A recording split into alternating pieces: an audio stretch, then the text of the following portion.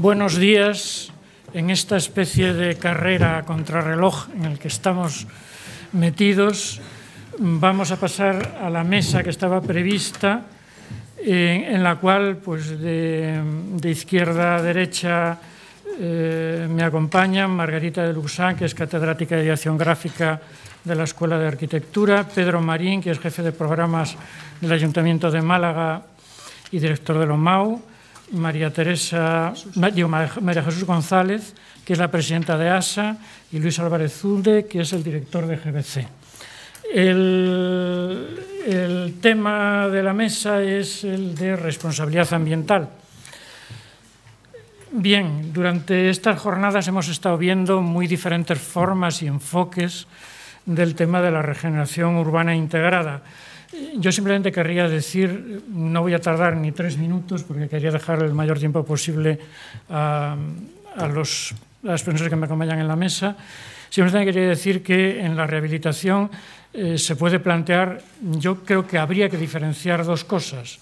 Primero, el sitio donde se está rehabilitando. Quiero decir, no es lo mismo la rehabilitación de un centro histórico con viviendas, con edificios protegidos por ley, que una periferia cercana a la ciudad en la cual, pues, hay unos barrios que probablemente algunos de ellos habría que tirar porque se puede hacer poco, en otros habría que hacer... Y luego hay una tercera parte de la cual no se ha hablado, que va a ser el leitmotiv de la rehabilitación a lo largo del siglo XXI, que es toda la periferia fragmentada de todas las ciudades metropolitanas, que va a entrar claramente en crack dentro de muy poco, que ya lo está ahora mismo y que vamos a tener que hacer algo con ella. Es decir, vamos a tener que modificarla y rehabilitarla. Todavía no hablamos de ello, pero vamos a tener que hablar muy pronto. Y luego también decir que no es lo mismo la rehabilitación en una gran ciudad como Madrid o Barcelona que la rehabilitación en una ciudad media como Santiago, que la rehabilitación en una ciudad pequeña. Son enfoques distintos y hay que plantearlos como tales. De cualquier manera, en todos ellos, tanto en las ciudades grandes como en las medianas, como en las pequeñas, como en las áreas centrales, como en las periféricas o como en las periferias exteriores, siempre ha aparecido al final una especie de coletilla que podríamos llamar calidad ambiental, que nadie sabe muy bien de qué se trata, pero que en definitiva tiene que ver con el sentimiento de los habitantes por el sitio donde están, que se sientan a gusto, que estén bien, que estén confortables, etc. Estamos trabajando en ello en el I+D en el cual estamos algunos de nosotros. Se está planteando el tema de la calidad, a ver por dónde se puede enfocar esto. En cualquier caso, se habla de ambiental al lado de calidad y ambiental, por eso lo quiero llevar al tema de la responsabilidad ambiental. Habría que empezar, Fernando Roche esta mañana hablaba del hundimiento del estado del bienestar, se acabó el estado del bienestar, viene otra cosa distinta. En cualquier cosa, venga lo que venga, lo que no hay ninguna duda es de que los habitantes de un lugar van a tener de alguna manera que tomar las riendas del sitio donde están, dejar de ser, en la mayor parte de los casos, tutelados, y tendrán que ir decidiendo en cada momento y para cada grupo qué es lo que quieren. Sin eso vamos a andar mal. Por lo tanto, el tema de la calidad ambiental tiene que ver muy directamente con lo que decida la gente afectada en cada momento y con lo que entiendan que es esa calidad. Antes el representante del Ayuntamiento de Madrid hablaba del tema de la infravivienda y las dificultades que, bueno, claro, si definimos infravivienda desde afuera, los primeros que tendrían que decir qué es una infravivienda son los propios habitantes. Ayer decías, me parece, que, bueno, pues a lo mejor el que haya ruido entre una casa y otra puede ser interesante según qué vecinos. Entonces, claro, el tema de lo que es infravivienda, las condiciones, hay que ponerlas en relación con cada una de las personas. Por lo tanto, hay que empezar a mirar desde lo local. Hay dos problemas que abordar. Una es el de las condiciones locales, es decir, cómo podemos hacer que un lugar sea confortable para la gente que vive en ese lugar. que son las condiciones locales, y luego están las condiciones globales, porque no hay que olvidar que ahora mismo, a partir de la mitad de los años 80, la huella ecológica de la Tierra ha superado la superficie de la Tierra y no podemos hacer los mismos planteamientos que había antes. Por lo tanto, hay un problema, digamos, de territorio global y hay un problema que es de índole local, de condiciones locales. Y no podemos separarlos, es una cosa evidente. Entonces, a partir de ahí había que empezar a hablar de responsabilidad ambiental desde el punto de vista local y de responsabilidad ambiental desde el punto de vista global. Es mucho más fácil empezar por el punto de vista local.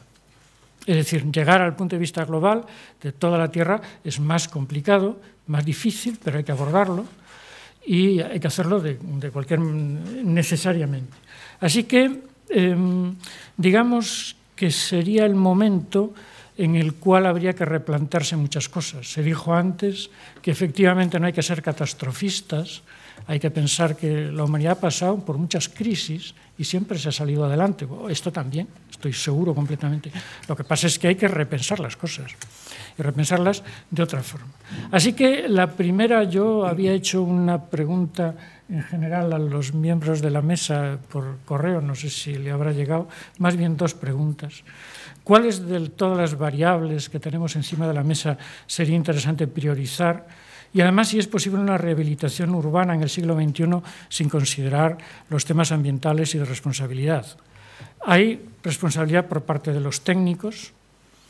Yo ya dije, creo que en esta misma sala, hace como un año y medio, que los arquitectos antes, cuando yo estaba sentado, era estudiante de arquitectura, teníamos una responsabilidad sobre temas de belleza, las cosas tienen que ser bellas, sobre temas de eficacia, las cosas tienen que funcionar para lo que han sido creadas, y ahora además con temas de, podríamos llamar eficiencia, es decir, tienen que consumir menos y tienen que contaminar menos, siendo igualmente bellas, igualmente eficaces. Es decir, que hay una responsabilidad moral por parte de los técnicos de que hay que hacer otra cosa diferente. Y luego también hay una responsabilidad por parte de los políticos, y hay una responsabilidad por parte de la sociedad, y hay una responsabilidad por parte de un montón de gente. Pero básicamente aquí hay técnicos, esto es una reunión de técnicos, y yo quería empezar hablando de la responsabilidad moral del técnico. La responsabilidad moral del técnico es algo fundamental y que ha cambiado la responsabilidad del siglo XX al siglo XXI. Digamos, se nos han introducido nuevas cosas que antes no teníamos. Bueno, simplemente quería dejar enmarcado esto. Así que vamos a empezar. Yo no sé, como no hay... Empezamos por el mismo orden en que pues empiezas, Margarita, si te parece. Toma, te cedo el micrófono. Bueno,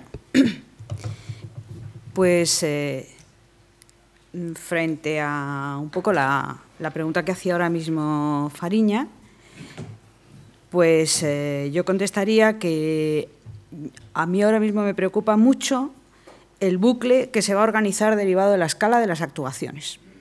Es un tema que me preocupa. El mantenimiento de las edificaciones de viviendas, en su inmensa mayoría, salvo algunas operaciones que hemos visto algunas, era promovido por los propietarios y realizado por pequeñas empresas o en la economía cuasi sumergida en pequeñas escalas, ¿no? Y eso era lo que iba manteniendo el estado de las viviendas, sobre todo. Las condiciones actuales y las obligaciones energéticas crean un nuevo panorama, a la vez que no hay dinero a pequeña escala o está detenido por prevención ante la situación de los usuarios, de los dueños de las viviendas. Entonces, ahora mismo es necesaria una regeneración, rehabilitación. Conocemos los modos de gestión y las tecnologías, aunque sean mejorables. Aquí hemos visto muchas. Y parece que es una afirmación general que es más económico hacerlo en operaciones de grandes escalas. El atacar operaciones a gran escala necesita mover grandes cantidades de dinero y de medios. Lo público no tiene un euro, los bancos tienen el dinero que les vamos a dar entre todos y no lo dan a los pequeños propietarios, pero sí están dispuestos a darlos a las grandes empresas. Las grandes corporaciones sí parece que pueden entrar en operaciones de gran escala. Las grandes empresas empiezan a entender que la regeneración, rehabilitación puede ser un negocio. Las grandes empresas, por otra parte, tienen metas económicas y unos modos de actuación dirigidas a sus beneficios, y eso lo sabemos por cómo han actuado en toda la edificación nueva previa. Por otra parte, la regeneración-rehabilitación contiene unas condiciones de propiedad individualizada y de sus habitantes que hay que respetar y potenciar. La aparición de las grandes corporaciones como agente rehabilitador, palabra, frase y titulación que ya empezamos a oír y que sabemos cómo ha sido el agente urbanizador de nuestras costas, y ahora estamos inventando el agente rehabilitador, y ese agente rehabilitador puede en parte apoderarse de la capacidad de decisión de los propietarios. ¿Va la Administración a crear herramientas de control que eviten la desinformación y los abusos, o se va a declarar incapaz de controlarlo a la vez que flexibiliza las leyes para que las grandes corporaciones puedan entrar en este mercado? En los nuevos procesos que se iniciarán, ¿cuál es el papel de los arquitectos y los técnicos? Por un lado, van a estar pagados por las empresas, pero que por otra parte debíamos de sentir al menos un deber de servicio público. Y ahí vamos a estar en un sitio trabajando a tracción. Podemos trabajar en introducir en el proceso nuevas herramientas que intenten reequilibrar las consecuencias de las operaciones a favor de los usuarios, porque es lo único que veo de posible papel positivo. Intuyo que aún cabe manejar algunos elementos que no estén afectados por costes dinerarios, y quizá la calidad ambiental y una serie de cosas que de momento no tiene un coste dinerario, ¿no? Pero lo que seguro es que tenemos que estar alerta, intentar actuar de modos no inconscientes, y que tendremos que tomar partido ante las realidades de las personas y dar y extender a todos información, información, información. Creo que es nuestro papel determinante ahora. Muy bien, gracias, Margarita. Pedro, por favor. Sí, gracias, José. Sucintamente, para contestar a tus preguntas, para empezar desde un profundo escepticismo, yo creo que hemos llegado, no solo en el ámbito del urbanismo, sino en Europa o en España, a un fuerte anacronismo general, y en el caso del urbanismo, un gran anacronismo urbano, en el cual yo creo que el futuro pasa por una palabra que todos conocemos que se llama reset. Un ordenador, le damos a reset, se apaga y volvemos a empezar, ¿no? Vuelve la maquinaria a funcionar, pero es necesario que funcione de otra manera, con empatía. La palabra empatía es muy importante, ¿no? Que funcione de otras maneras de hacer, de otras maneras de trabajar. Yo he podido estar en algunas de las ponencias de esta mañana, ¿no? Y me ha extrañado un poco, lo digo con cariño y simpatía, ¿no? Que tanto la de Madrid como la de Barcelona, en las imágenes que salen, no hay personas. Parece que haya caído una bomba de esas que mata a las personas, pero no a los edificios, porque no hay personas, no hay vida. Espera. Deja.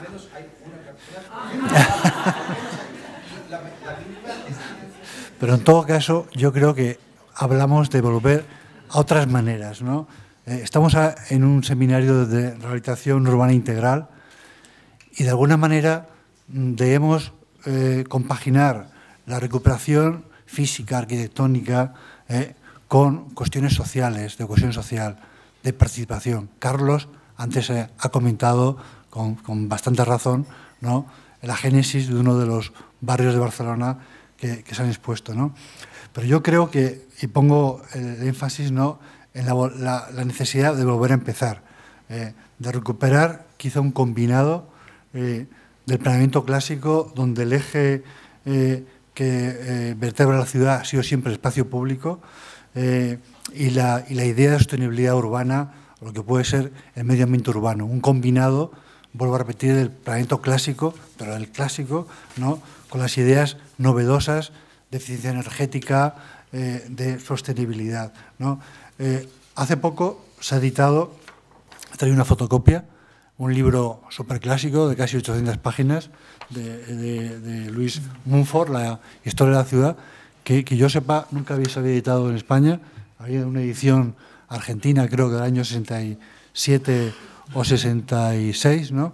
Que es un libro básico que nos recuerda, escrito en el año 61, todas estas cosas de las que estamos hablando, de la recuperación de la integral de la ciudad, ¿no? Hay otro libro también que se escribió en los años 80, en el año 80-81, de Campos Benuti, que era austeridad, urbanismo y austeridad, ¿no? Que hace referencia a lo que ahora estamos pasando quizá con mucho mayor gravedad que entonces, ¿no? Pero yo creo que es importante cambiar las formas de manera radical. Estamos en la Escuela de Arquitectura. Yo creo que no podemos seguir trabajando los que nos dedicamos a este tipo de cosas desde diversos campos, como lo hemos hecho de manera habitual o convencional. Tenemos que cambiar de manera radical e importante y mantener la empatía con todos los agentes que trabajan en este tipo de cuestiones. Cuando ponemos una diapositiva de un barrio, no solo poner cuántas viviendas tiene o qué superficie, esos son datos globales. Hay datos más interesantes, la densidad de habitantes por hectárea, qué grado de vulnerabilidad tienen o qué grado de complejidad urbana tiene esa zona. Son datos que tenemos, porque existen, pero no los ponemos. Ponemos datos a veces irrelevantes. Hagamos un esfuerzo por cambiar las cosas y hacer algo diferente en ese sentido, ¿no? Y bueno, como primera cuestión un poco lo quería comentar, ¿no? Muy bien, gracias, Pedro. María Jesús. Buenos días. Yo no he recibido esa pregunta, pero voy a improvisar y la voy a contestar. Yo represento aquí a la Asociación Sostenibilidad y Arquitectura y entonces eso me lleva directamente a decir, por lo menos expresar de forma rápida qué es eso de la sostenibilidad. Sostenibilidad no es energía, sostenibilidad no es energía más agua más recursos. Sostenibilidad es un paradigma, decimos desde ASA. ¿Y qué quiere decir esto de paradigma, esta palabra? Pues quiere decir que la sostenibilidad ocupa muchísimos más campos, por eso es un paradigma, porque no se limita a hablar de la energía o de los aspectos sociales, económicos, etcétera, etcétera, ¿no? La sostenibilidad va mucho más allá. Como decía, se cita mucho a Guattari y a las 3 ecologías, y lo que resumidamente viene a decir Guattari es que las 3 ecologías son los 3 niveles en los que el ser humano funciona. Es decir, hay una ecología íntima de comportamiento personal y de ética personal, hay una ecología social de respeto y de relación con los demás, y hay una ecología con respecto al medio ambiente que quizás es la que más suene, pero las 3 son necesarias. Y esto entronca un poco con esa responsabilidad del arquitecto que acababa de decir José Fariña.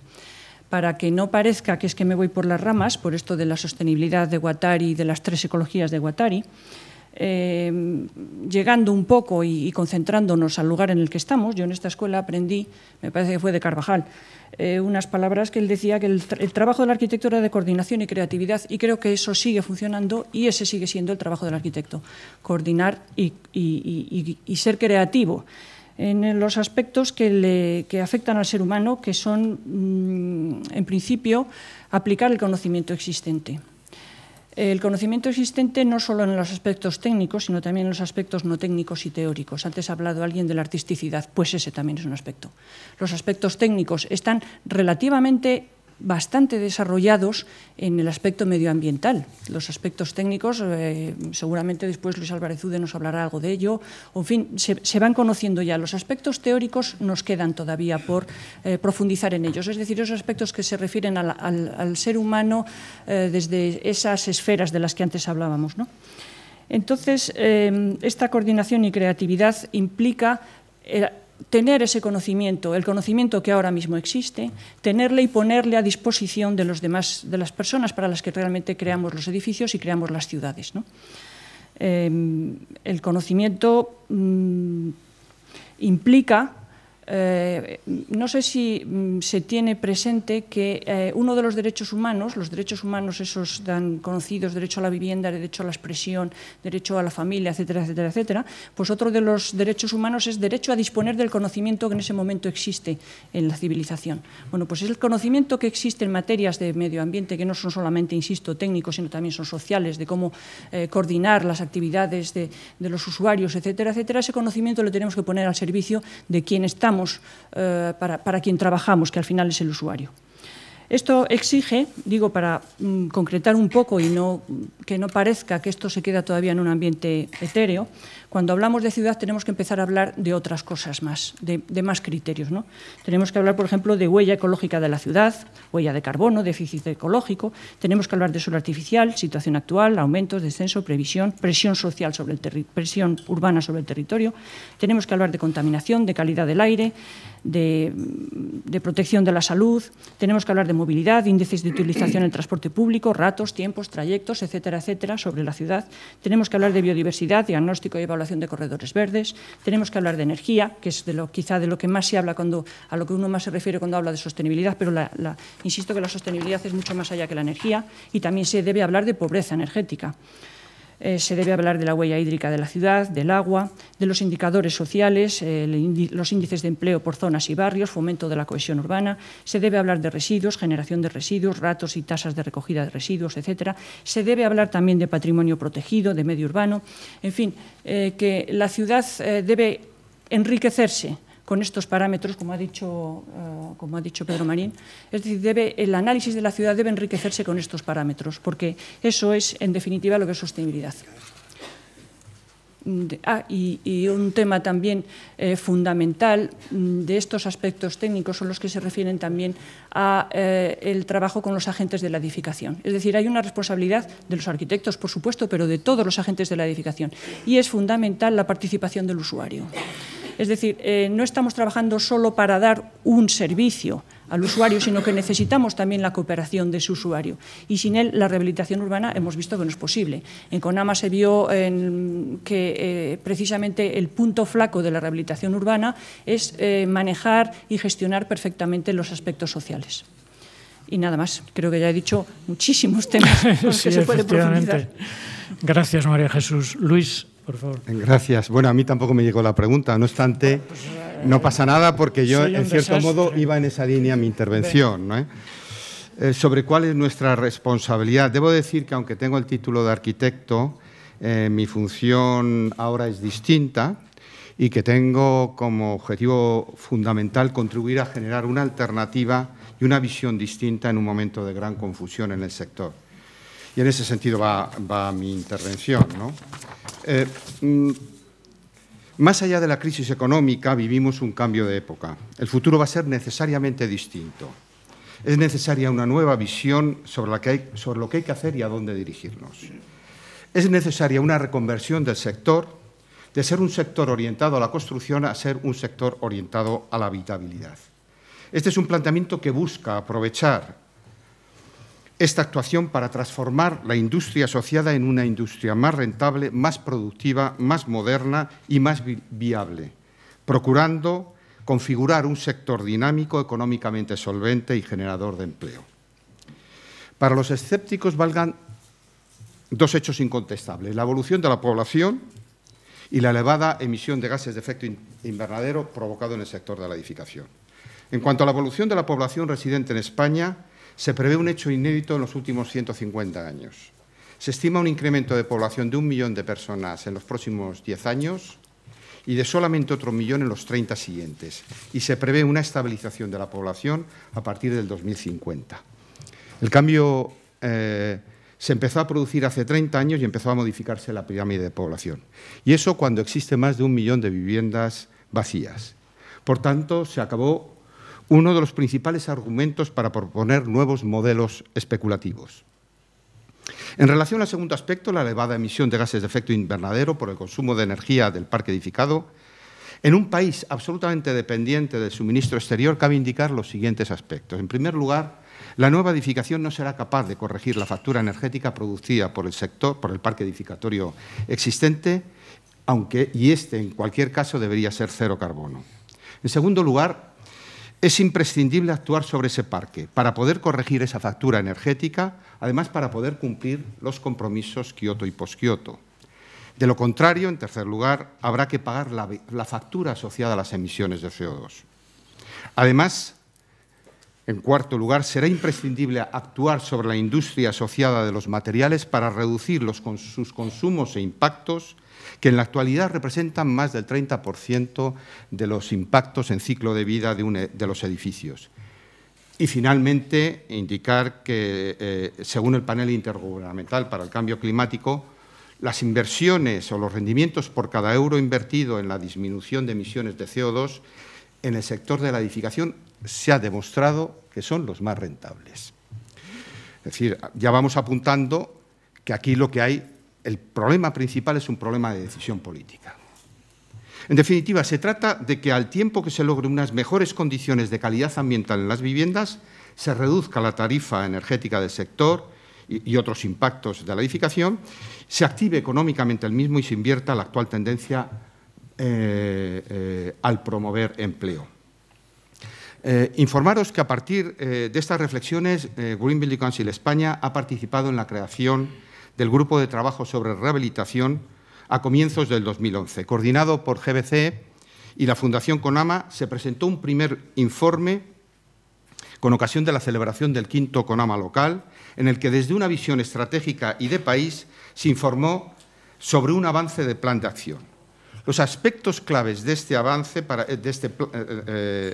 claves de este plan de acción 2012-2050 son actuar rehabilitando 10 millones de viviendas, haciéndolo anualmente en entre 250.000 y 400.000 viviendas.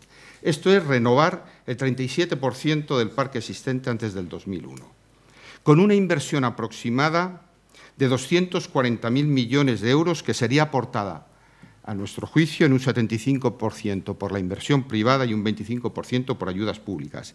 En este sentido, el papel esencial de la Administración pública es el de ser facilitador, dando mecanismos y garantías en los ámbitos legales, jurídicos, normativos y económicos. Ello puede permitir ahorrar 370 millones de toneladas de CO2 y 1,6 megagigavatios hora. Esto es una reducción del 80% de las emisiones de CO2 en relación a los edificios sobre los que se actúa, lo que supone un ahorro para el país de 300.000 millones de euros, la creación de 130.000 empleos al año, además de mejorar el confort de quienes viven en esas viviendas. Todo lo anterior conlleva una nueva reorientación del sector. Y reconozco que cambiar la inercia del sector, que ha representado más del 14% del PIB, considerando toda la industria auxiliar, es realmente difícil y complejo. Pero nosotros empujamos en esa dirección. Y por ello, y para que ello sea posible, es imprescindible, y antes lo ha apuntado en cierto modo María Jesús, un amplio acuerdo social entre todos los actores y sectores afectados, constructores y promotores, fabricantes y asociaciones de productos de la construcción, administraciones públicas, la central, la autonómica, las administraciones locales, consumidores y usuarios, sindicatos y ONGs, arquitectos y profesionales, universidades y centros de I+D, un amplio acuerdo social que se sustente en un diagnóstico compartido sobre la situación, una voluntad colectiva de cambiar esa situación y que se concrete finalmente un plan de acción. Un plan de acción a 40 años, y ello precisa o hace imprescindible un pacto de Estado que será más viable y posible si existe ese amplio acuerdo social. Las cuentas salen si se opta por apostar por este camino. Lo que se está proponiendo no es más en inversión anual de lo que ha sido el plan de infraestructuras en este país. Este es un problema de decisión o prioridad política. Recursos los hay. Debe quien puede decidir que esto se haga. Y en esta línea es en la que nosotros estamos trabajando. Muy bien, gracias, Luis. Yo creo que, a pesar de que no habíais recibido las preguntas ni nada, más o menos casi todas las ponencias van en el mismo sentido. Yo simplemente quería, así como haciendo una especie de resumen o extrayendo algunas de las cosas que se han dicho, luego propondré una segunda pregunta para que hablemos un poco y luego le daré paso a si alguien quiere decir algo. Es evidente, primero, que estamos en un momento en que hay que cambiar lo que había, o sea, no hay más remedio. Lo segundo, que parece ser que los promotores del cambio no son o por lo menos yo no los veo, los políticos directamente. Es decir, los políticos están ahora mismo en una dinámica que no es precisamente la de promover cambios, sino la de mantener un statu quo que es el que hay. Por parte de los técnicos tampoco se ve demasiada ilusión al respecto, se ven intereses, pero tampoco se ve mucha ilusión. Yo pienso que el asunto, es decir, las propuestas de cambio tienen que venir de la sociedad, no veo otra alternativa. Entonces, para que vengan de la sociedad, lo primero que habría que intentar es que la sociedad se enterara de verdad de lo que está pasando. Es decir, ayer por la tarde, ayer por la tarde hablamos de indicadores y hablamos de variables en una especie de reunión interna que tuvimos del I+D. Pienso que hay demasiados indicadores para los técnicos y demasiados pocos indicadores para las personas normales. Es decir, antes se hablaba de que la necesidad de que la gente que esté en una vivienda entienda que está gastando tanto. Para que entienda que está gastando tanto, yo creo que debería de haber unos contadores, por ejemplo, de la luz, que en lugar de poner los kilovatios de no sé qué, que van pasando lentamente y tal, nos dijeran de verdad en euros cuánto estamos gastando. Ahora mismo, tecnológicamente, se puede hacer. Lo mismo que lo que sucede en una ciudad con la recogida de basuras. ¿Cuánta basura estamos produciendo? ¿Quién lo sabe? ¿Cómo va evolucionando los desechos que producimos? Bueno, pues eso, a lo mejor, si la gente se entera de lo que está pasando, puede poner remedio, puede decir a los políticos, miren ustedes, vamos a ver cómo vamos adelante con esto. Por lo tanto, lo que yo entiendo que deberíamos de empezar a intentar los técnicos es buscar algún tipo de indicadores que llegaran a la sociedad, que no se quedaran solo para nosotros, para ver, bueno, pues esto está evolucionando así o así. Tenemos que ir a dar un paso más. Quiero decir que los técnicos no debemos de quedarnos recluidos en nuestras torres de marfil diciendo, bueno, he evolucionado, que si la huella ecológica de esto, que si no sé qué. Y luego la gente le habla de huella ecológica. Yo si lo cuento de broma cuando yo a veces vengo en el Cercanías de Madrid funciona muy bien, pero el Cercanías que yo cojo es la línea que viene de Parla. Entonces de Parla viene gente que no sabe demasiado de las cosas. Y entonces, bueno, en la línea que viene de Parla yo me he encontrado con conversaciones como ¿que te ha venido el recibo de la luz este mes? Sí, yo he pagado 60. ¿Cómo que has pagado 60? ¡Qué barbaridad! No sé qué. Yo he pagado 30. Dice, es que a ti no te lo habrán mirado este mes. O sea, se llega a un estado en el cual la gente ha perdido el contacto con la realidad completa. Entonces hay que devolverle, y una de las responsabilidades nuestras, una de nuestras responsabilidades más importantes, es intentar volver a la gente al contacto con la realidad que yo creo que ha perdido. No sé, sobre eso quería yo plantearos a ver qué os parece y que dijerais.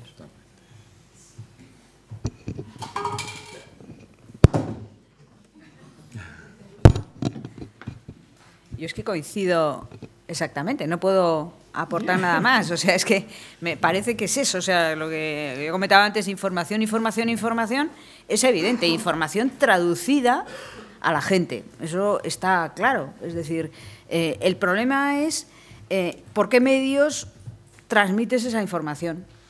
Porque es complicado, ¿no? No es nada fácil. A nosotros nos ha pasado de, no sé, de preparar un documento y que luego no se repartiera a los vecinos o cosas así. A mí, ya digo que lo que me preocupa es si los que de alguna manera van a ser el agente rehabilitador y por lo tanto van a poner el 75% de la operación, que es la inversión, el capital privado, va a facilitar que dentro de lo que se haga sea precisamente toda una serie de información sobre si hacemos esto pasa esto, si hacemos esto otro pasa esta otra cosa y tal. Podemos meter dentro de la gestión de los planes de rehabilitación que existan esas herramientas de información a los usuarios, porque es muy difícil. Si no está eso metido dentro de todo lo que es el proceso, no sé cómo se va a poder exigir. Eso sería muy importante. O sea, porque parece que usted participa, dígame lo que quiera, la empresa a su vez, la empresa gigante, pues ya verá cómo hace las reuniones de no sé cuántos y tal. Va a haber, lo mismo que hay una exigencia, un código técnico de las cosas, de la exigencia respecto a consumo energético, a lo que se va a exigir, potencias y tal, hay una especie también de código técnico de la participación mínimo, de la atención mínima, de cómo se van a tener en cuenta las exigencias de la gente o las expectativas. A mí eso me parece que hay un desequilibrio muy grande entre unas cosas y otras, ¿no? Sí. No, yo le quería decir a Pedro, como representante, que está en el ayuntamiento, a ver si los ayuntamientos, o vosotros en concreto, habéis planteado algún tipo de cosa de transmitir a la gente, de alguna forma, qué es lo que está pasando con todas estas variables ambientales, que técnicamente más o menos las tenemos claras, pero que a la hora de la verdad pues no llegan, no sé. ¿Se está haciendo algo o no se está haciendo?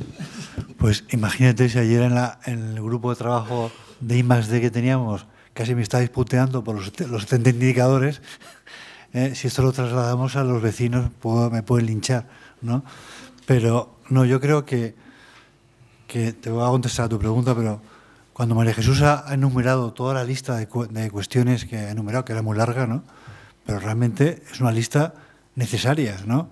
A lo mejor hace 30 años, y está aquí mi amigo Salva Moreno Peralta, que dirigió el Plan General, en el cual yo muy joven empecé a trabajar, y que fue Premio Nacional de Urbanismo del año 85, ¿te acuerdas, Salva?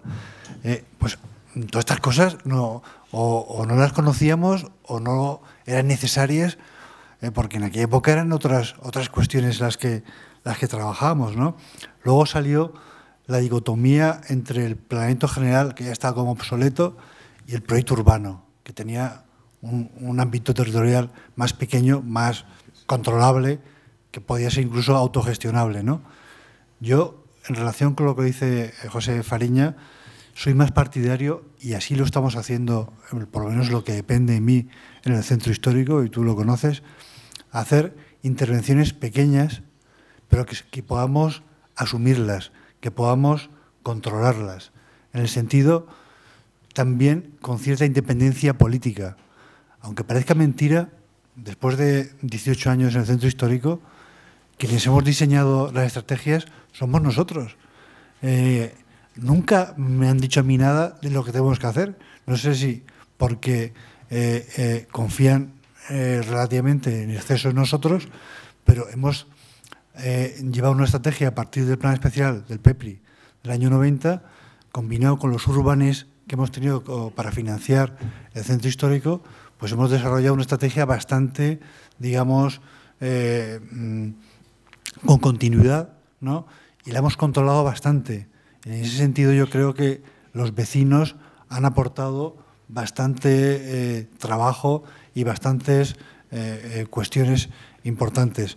A veces los choques no han venido con los vecinos, sino han venido, por ejemplo, con políticos que han llegado a nuevas concejalías e ignorantes de cuál era el planteamiento original, pues a lo mejor establecen prohibiciones a la circulación rodada, cuando estamos hablando de que la prioridad sea peatonal, pero que los vecinos puedan ir con su coche hasta la casa para dejar a la niña pequeña o a la abuela, ¿no?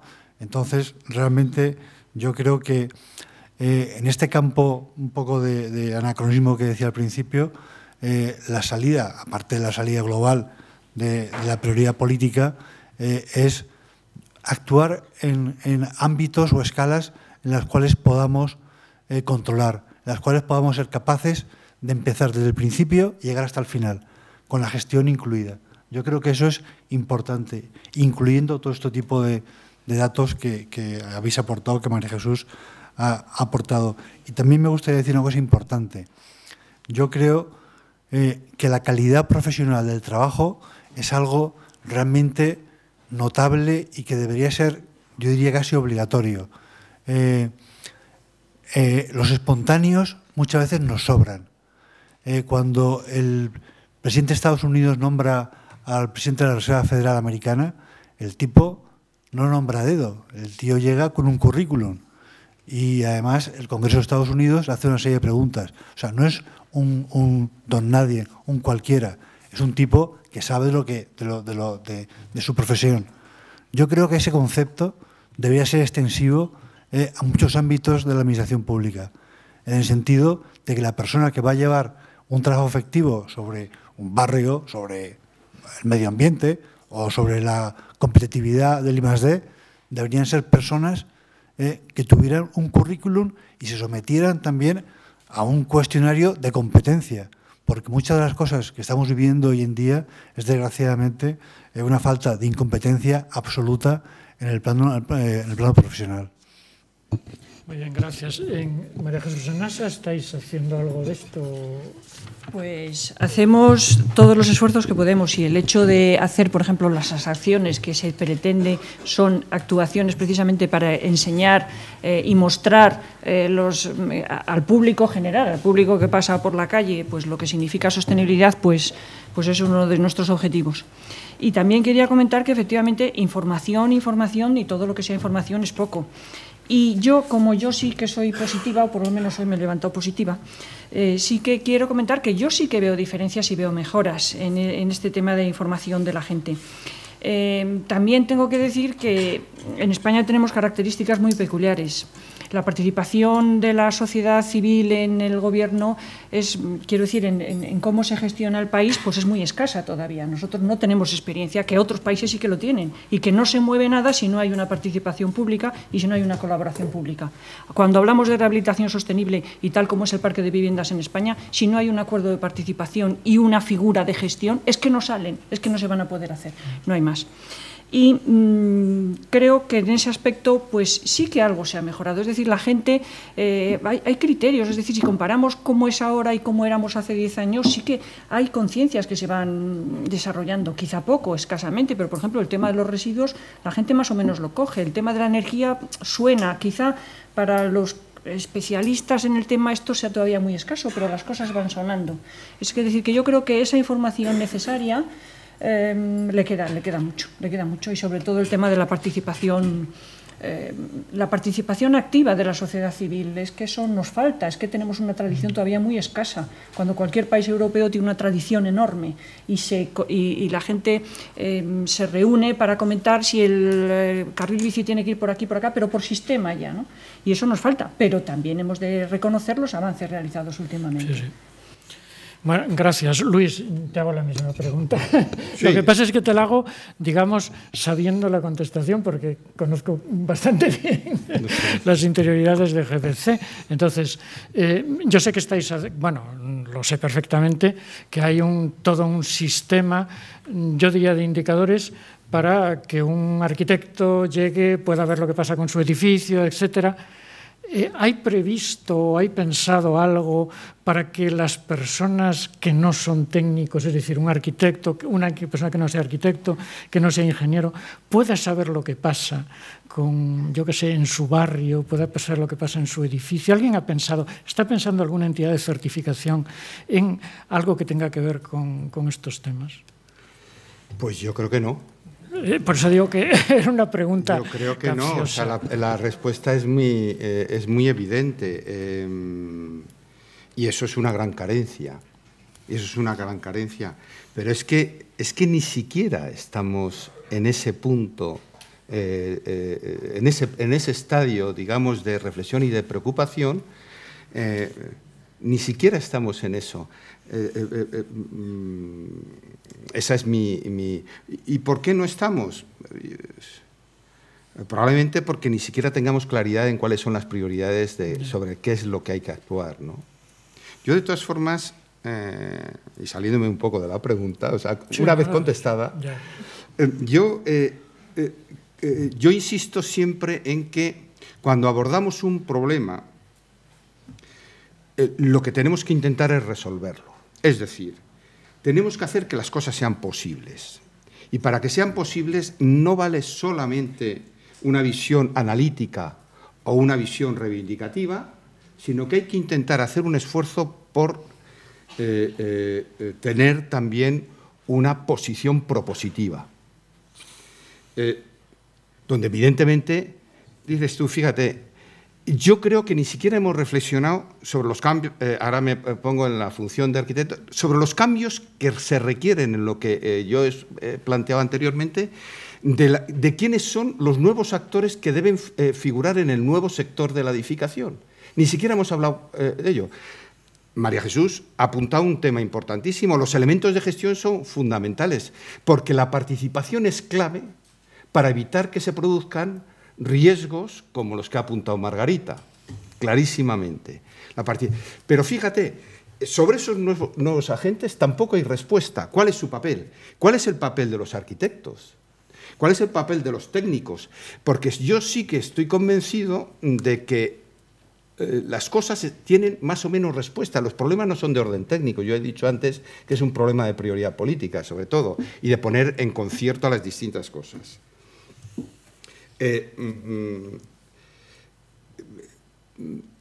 ese sentido, bueno, todos los actores son necesarios, pero el papel de cada uno de los actores va a ser distinto de aquí al futuro. Y sí que tiene que haber desde la sociedad civil una cierta iniciativa para modular lo que es el concierto público-privado que he indicado anteriormente, para evitar que se vuelvan a producir desmanes como lo que ha ocurrido en este país.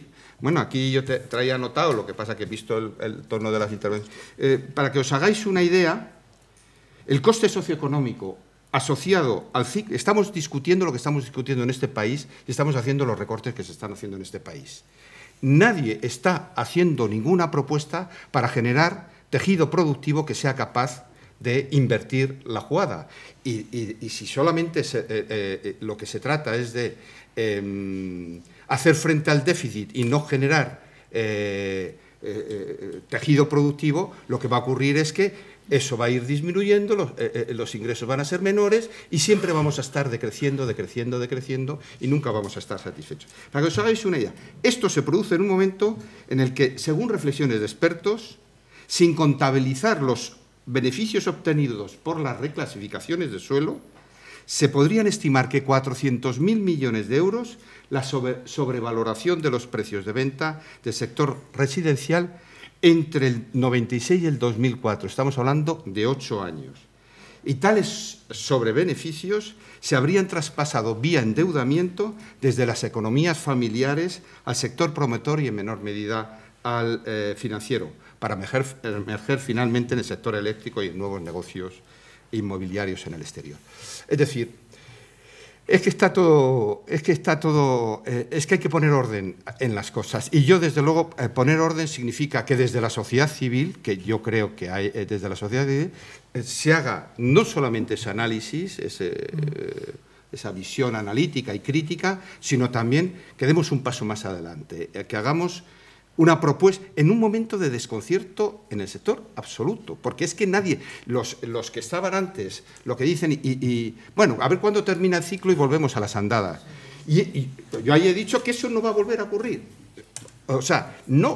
Con absoluta seguridad, porque no se dan las condiciones. He puesto 2 vectores que informaban en esa dirección. Pongámonos, nosotros que tenemos menos ataduras en ese aspecto, pongámonos a pensar de por dónde tiene que ser la salida, pero haciendo también desde una posición propositiva. Muy bien. Como ya es tarde, eso, yo no sé si queréis decir algo, alguno de vosotros más, y si no, si alguien del público quiere decir algo, por favor, Carolina, encárgate. Empezamos por aquí, así todos. Bueno, voy a intentar ser breve porque a estas horas. De todas formas, yo creo que la jornada de hoy, al estar bajo la etiqueta de lo ambiental y la sostenibilidad, sí se presta especialmente a hacer un salto de escala, un poco. Yo creo que antes ha planteado, yo creo cuando hablaba Jaume, de que realmente más que hablar cuando se habla de regeneración, hablar de tejido urbano, habría que hablar de tejido urbano consolidado como tal.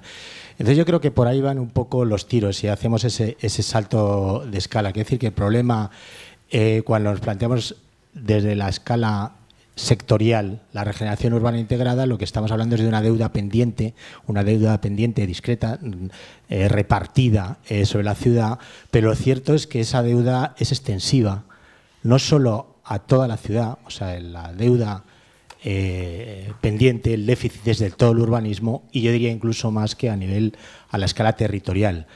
Es decir que, y ahí es donde quiero llegar, que muchos de las dicotomías y dilemas con que nos enfrentamos en la regeneración urbana integrada, pongo un caso, imagino que se hablaría ayer, yo no estuve en la jornada ayer, pero imagino que saldría el tema de la gentrificación, ¿no? el proceso de gentrificación, el fenómeno de gentrificación que es inherente a la regeneración urbana integrada. La gentrificación, el palabra significa la expulsión de la población autóctona por el proceso de elevación de la calidad en el puntual. Es un proceso que, en último extremo, mirado desde el ámbito de la regeneración urbana integrada, se ha demostrado irresoluble como tal. De hecho, forma parte, como dice Neil Smith, de una estrategia real del capital de expulsión y de creación de plusvalías en el centro urbano. Sin embargo, esa elevación de la escala sí puede permitir el buscar. Dicen que los arquitectos siempre se nos distingue porque hablamos de, sacamos la palabra sinergia en algún momento. Bueno, pues yo la voy a sacar ahora. Yo creo que si buscamos las sinergias entre escalas, yo creo que en sobre todo en un momento de crisis como la actual, se requiere ese salto de escala a lo territorial para entender que quizá las soluciones a estas escalas sectoriales vienen de la elevación de escala. Y yo diría que en este momento se requiere lo que se ha venido en llamar, hay de hecho un manifiesto corriendo por ahí, una nueva cultura del territorio en que se integren todos aquellos sectores que tienen que ver, y en el ámbito ambiental es muy claro que tienen que ver con lo territorial, a saber, el urbanismo, la agricultura y la movilidad. Y yo creo que las dilemas y las dicotomías que aparecen a nivel sectorial solo podrán ser resueltas desde el momento en que contemplemos de forma conjunta, mediante estrategias, mediante teoría también. Empieza a hacer falta teoría. Yo creo que hay que pasar también de la buena práctica a la buena teoría para elaborar esa nueva cultura del territorio. Sí, bueno. ¿Esto funciona? Sí. ¿Se me oye? Sí.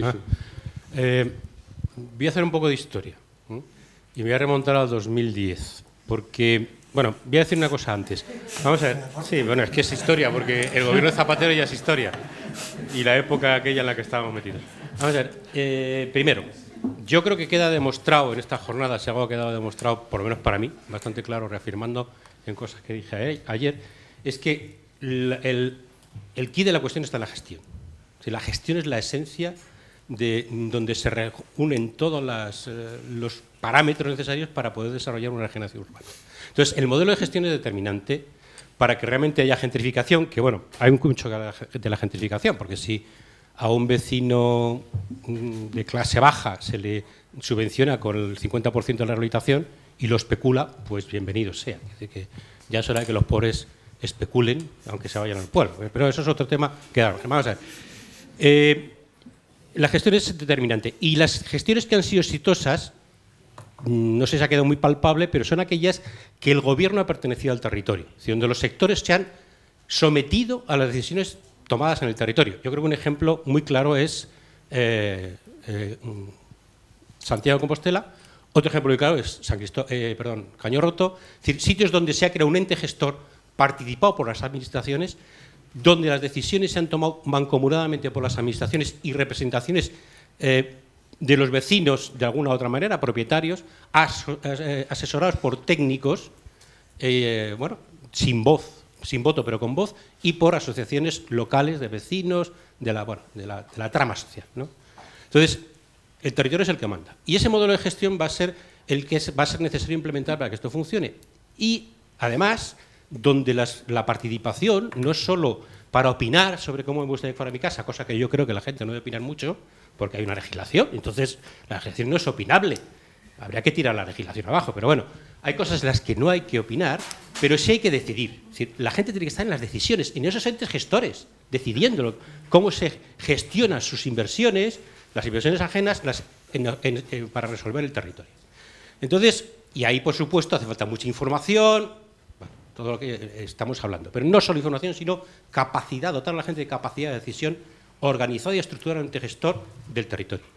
Todo eso, en el 2010 en 2009 se empezó a redactar una ley de desarrollo sostenible del medio urbano consolidado, que no llegó a buen término porque las últimas épocas de Zapatero fueron, bueno, pues francamente un acoso y derribo sistemático, pero donde salió un pequeño decreto, el decreto 8/2011, donde se establecen instrumentos con personalidad jurídica de gestión en el territorio en la línea en la que yo estoy comentando. Es decir, está el mecanismo de control de que esos cambios de escala, esas grandes empresas estén controladas por el territorio y por las personas que habitan en él y por las administraciones, y bueno, solo hay que desarrollarlo. Y por lo que yo sé, los borradores de la ley que se está preparando, que ya veremos si algún día se aprueba, porque nos está comiendo la deuda, como las decisiones políticas van encaminadas a pagar la deuda, pues nunca la pagaremos, porque nos iremos al hoyo más deprisa que poder pagar. Pero si esa ley se aprueba, toda esa estructura de gestión se ha incorporado literalmente a esa ley, literalmente. Por tanto, yo creo que, bueno, que primero que habría que poner en marcha esos procedimientos, porque están ya de alguna forma sustentados en un amparo jurídico, y creo que están las herramientas, y bueno, yo no tendría demasiado miedo por ese lado, si realmente no se desvirtúa. Gracias. No sé. Contestar antes de pasar más preguntas. Son más bien reflexiones lo que se están haciendo que preguntas. Sí, pero a mí me gustaría comentar una cosa. Me gustaría comentar una cosa, sobre todo la primera reflexión, no sé cómo te llamas, pero bueno, la primera reflexión. Con respecto a eso de la escala, en mi opinión, cuando se habla de paradigma, es eso lo que se está hablando, es decir, aplicar ese concepto de sostenibilidad como un torque a cualquiera de las actividades o de los campos. Y entonces, cuando hay un convencimiento de que hay que trabajar el tema del medio ambiente, hay que trabajar los aspectos sociales, hay que considerar la participación social, etcétera, etcétera, es como a manera de fractal aplicarlo sobre cualquier actividad y sobre cualquier escala.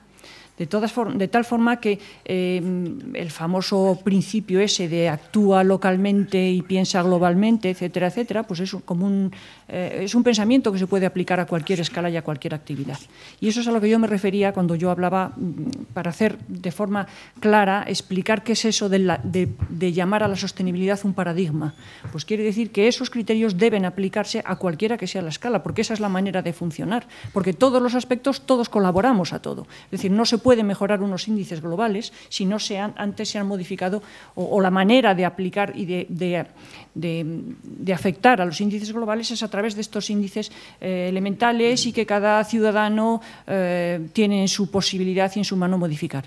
Y a eso es a lo que me refería también cuando la participación activa de la sociedad civil en nuestro propio gobierno y en nuestras propias actividades. Es otra reflexión también. Gracias. ¿Quedaba alguien? ¿Cuántos quedan para...? Bien. Bueno, buenos días. Yo tenía un comentario así en general para todo el seminario, que creo que viene ahora al caso con la responsabilidad ambiental, y es que en todo el seminario hemos estado viendo los casos positivos de casos de rehabilitación, y yo he echado un poco en falta una crítica a esos casos negativos o a esos desmanes que ha habido recientemente y que tampoco hemos comentado. Y no solo esos que ha habido ahora, sino los que en principio puede que haya bastante recientemente y que sirven, bueno, no sé, a mí me asustan un poco por la actitud de los profesionales hacia esas actuaciones. Me estoy refiriendo un poco, pues, por ejemplo, a la actuación de Eurovegas, ¿no? Bueno, se ha sacado un poco el tema con el colegio de la intervención, bueno, de Barcelona, de Trinitat Nova, en cómo la actitud del colegio fue proponer un concurso que bueno, luego gracias a la participación ciudadana pues no se llevó a cabo, pero la actitud del colegio y del Colegio de Madrid, en este caso, me parece que dista un poco del tema y de las inquietudes que están en este seminario. Entonces, me parece que la información de la que estamos hablando hacia el ciudadano no tiene que ser solo hacia el ciudadano, sino también hacia los profesionales, porque me parece que hay una actitud entre los profesionales que no es, vamos, que también me asusta con respecto al futuro de la profesión y cómo un proyecto como puede ser Eurovegas pues no está teniendo una respuesta feroz por parte del colectivo de arquitectos o de urbanistas y no solo de una manera reivindicativa, sino también de proponer una alternativa a ese tipo de proyectos que, bueno, que respondan un poco a la situación Vale, actual. gracias. Quizás, Carolina, vamos a terminar y luego contestamos. Salvador quería...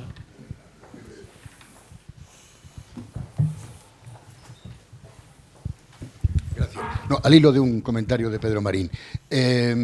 Yo creo que con toda la rica diversidad de aportaciones que se han hecho a lo largo de estos 2 días, rica y diversa, pero yo creo que no es difícil identificar una especie de corpus doctrinal o científico entre todo lo que aquí se ha dicho. Es decir, en Román Paladino, creo que estamos en onda.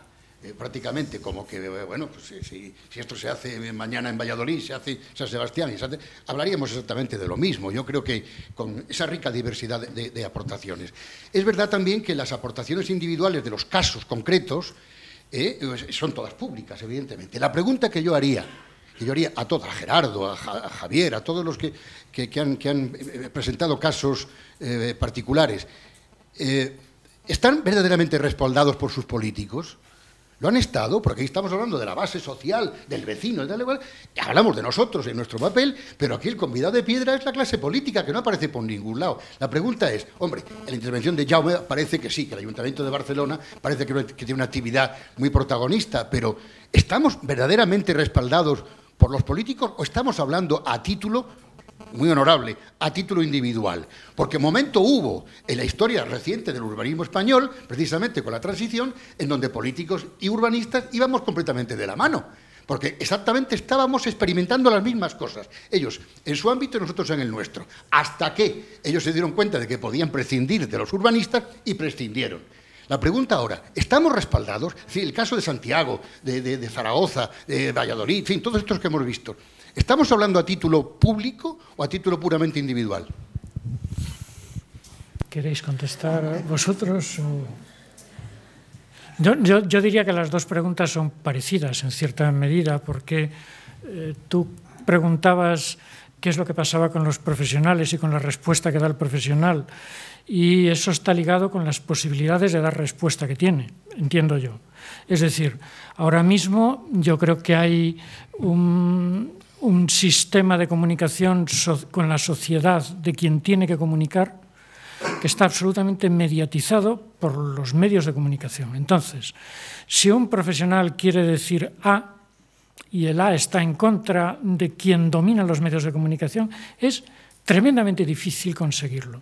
Entonces, ahí hay un problema de difícil solución. Desde mi punto de vista, y lo estoy hablando ahora personal, no como moderador de mesa ni nada, desde mi punto de vista creo que lo fundamental es que haya una capacidad de respuesta por parte de la sociedad que presione al político. Es decir, el político ahora mismo está rebuscando, como digo yo, en los bajos fondos de la sociedad para ver qué es lo que esos bajos fondos quieren y dárselo para que le voten. Punto. Entonces, no está presentando un proyecto alternativo de sociedad, ni está presentando nada que vaya por ese camino. Desde ese punto de vista, como técnicos, y ahora te hablo como técnico, mi obligación es decirle al político, yo entiendo que esto es así, pero si yo le digo al político, yo entiendo que esto es así, el político luego, como decías, hace lo que quiere, porque él está por otro camino distinto al que estamos nosotros. Entonces hay una dificultad y por eso yo digo que la alternativa, la solución que hay ahora mismo es una presión social, no veo otra. Creo que la presión profesional es muy pequeña, la capacidad de presión que tiene el profesional es escasa, vamos, aquí hay representación y entonces por ahí no veo yo posibilidades, la veo a través de la sociedad. Por eso hablaba de los indicadores sociales, es decir, si la sociedad se entera de lo que está pasando de verdad y entiende lo que está sucediendo y cuál es la evolución de la cosa, probablemente pueda decirle al político, mire usted, lo que yo quiero no es lo que está en mis bajos fondos, sino esto. Eso es lo que yo veo, es una cuestión que tiene que ver con la política, con casi cuestiones personales, éticas e ideológicas, pero que yo no veo otra respuesta que darte, no sé si. Yo la pregunta que tú has hecho, hay que darle una respuesta no unívoca. Por supuesto que esas operaciones han contado con el apoyo de las administraciones, porque si no, no hubieran sido posibles. El problema que tenemos, o que yo entiendo, es que efectivamente hay una disociación completa del conjunto de la clase política con el conjunto de las necesidades de la sociedad. Es decir, una cosa es puntualmente Zaragoza, que es un caso clarísimo de buena coordinación, o el caso de Trinidad, o otros casos que se han podido mostrar aquí, pero son casos aislados. El problema que tiene este país es con un sector que ha representado el 14% del PIB, como indicaba anteriormente. Y en ese sentido sí que hay una disociación, porque no hay, como ha dicho ahora mismo José, no hay una visión de a dónde hay que ir. No hay una visión. O sea, es decir, es más, a quien recibe el gobierno, así lo hizo el ministro de Fomento anterior y lo ha hecho el actual, Blanco, y lo que ha hecho es recibir a los banqueros para ver de qué forma solucionan el problema del pasivo que tienen. Recibir a las constructoras para ver de qué forma pueden poner en activo, a las grandes constructoras, poner en activo todo el patrimonio inmobiliario inmovilizado. Pero le está costando mucho recibir a organizaciones que tienen alternativas globales al conjunto del país. O sea que sí y no. Lamentablemente, afortunadamente sí en casos puntuales y desgraciadamente no desde una visión global del sector. Bien. Ya. Sí. No, ya, yo creo que hemos acabado. ¿Queríais decir algo alguno de vosotros? Pues entonces, como ya es muy tarde, ¿no? Así que tengo un fondo bien. de cierta dignidad. Bueno, yo lo único que quiero daros las gracias a tanto a los que habéis asistido como a todos los ponentes. Volvemos a insistir en que este sí que ha sido un caso ejemplar en el que desinteresadamente, voluntariamente, todos y cada uno de los ponentes han dedicado parte de su tiempo, su horario. La mayoría de ellos han pagado los viajes. O sea, ha sido un acto que también hemos contado con el apoyo de una institución pública como la Escuela de Arquitectura, que deja utilizar sus locales también para una acción pública. Entonces yo creo que, bueno, en esas cosas de gobernanza, de todas estas palabras que salen, esto es un ejemplo de la posibilidad de desarrollar una reflexión colectiva. Por tanto, no voy a hacer un análisis de lo que se ha producido aquí, que hubiese sido, si fuese otra hora, pues sí me hubiese atrevido.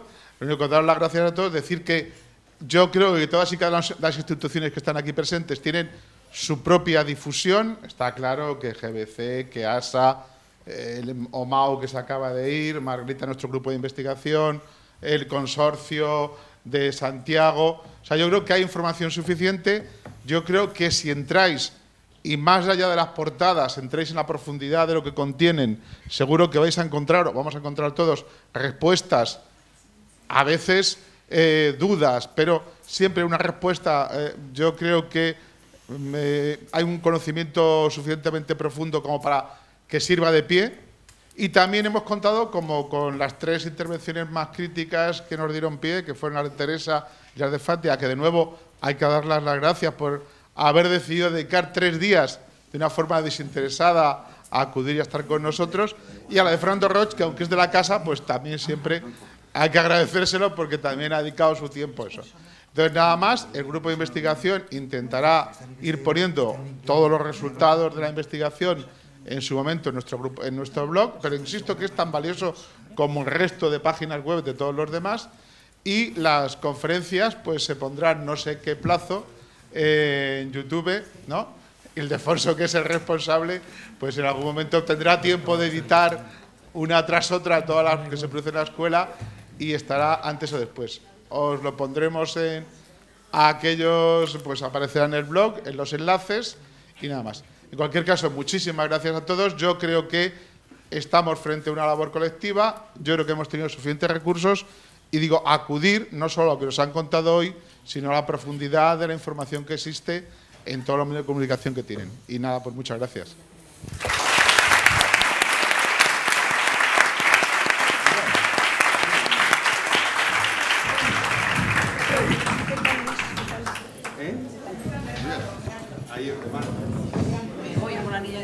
Haces bien.